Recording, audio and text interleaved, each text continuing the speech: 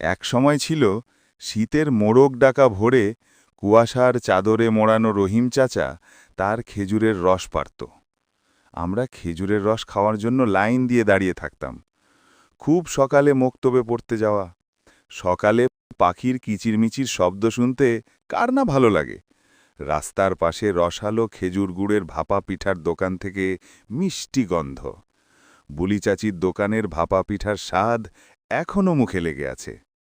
মাঝে মাঝে মনে হয় আবার যদি ছোটবেলায় ফিরে যেতে পারতাম। ভাপা পিঠা দেখলেই মুখে জিভে জল এসে যায়, ঠিক যেন লাল বেনারসি শাড়ি পরে নতুন বউ বসে, আর সবাই সেই বউ দেখার জন্য ভিড় জমায় আছে লাইন ধরে।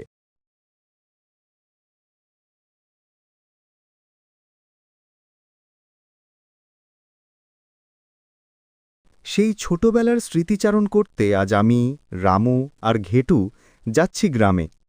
ট্রেনে করে যাচ্ছি, তারপর মেঠো পথ ধরে রিকশায় গ্রামে পৌঁছতে সন্ধে হয়ে গেল।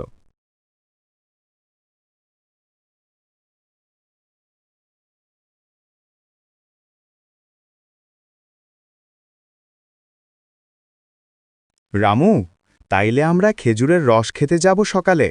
এই যা লোডশেডিং, গ্রামের এই এক সমস্যা, একবার কারেন্ট গেলে আসতে চায় না। দাঁড়া, আমি কুপিটা জ্বালিয়ে দেয়, কারেন্ট আসতে অনেক দেরি হয়ে যাবে।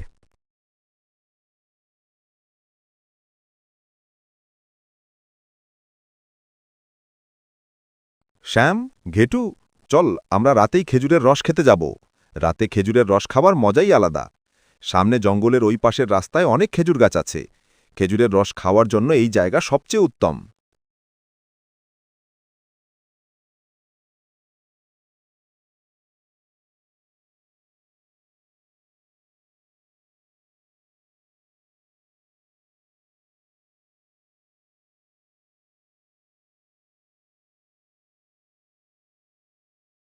এই ভাই, দেখ এইটা কি!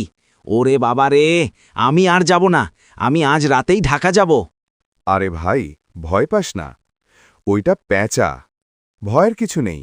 চল এবার সামনে যাই। জঙ্গলটা পার হলেই খেজুরের গাছ।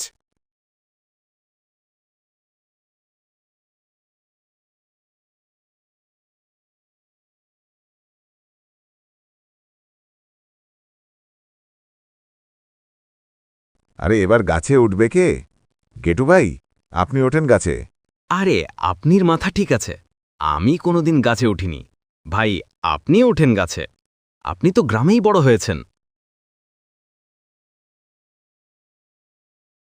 রসের হাড়ির ভিতরে কি যেন নাড়াচাড়া করে। অন্ধকারে কিছুই তো দেখা যাচ্ছে না। ভাই, এইটা একটা কাটা হাত আমার দিকে আসতেছে। ভাই, পালাও পালাও।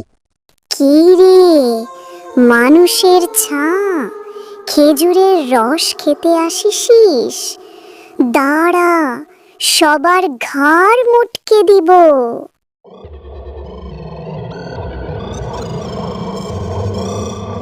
তারপর তারা তিনজন সেখান থেকে দৌড়ে পালিয়ে আসে।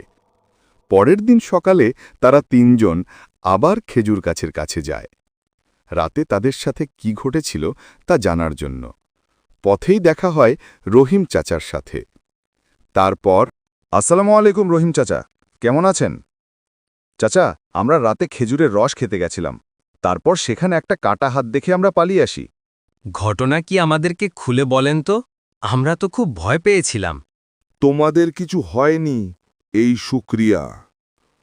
ওই খেজুর গাছ রস লাগাতো চরণ নামে একজন মধ্যবয়স্ক ছেলে। একদিন সকালে সেই খেজুর গাছের নিচে তার লাশ পাওয়া যায়। দুঃখের বিষয় হল লাশটার এক হাত কাটা ছিল।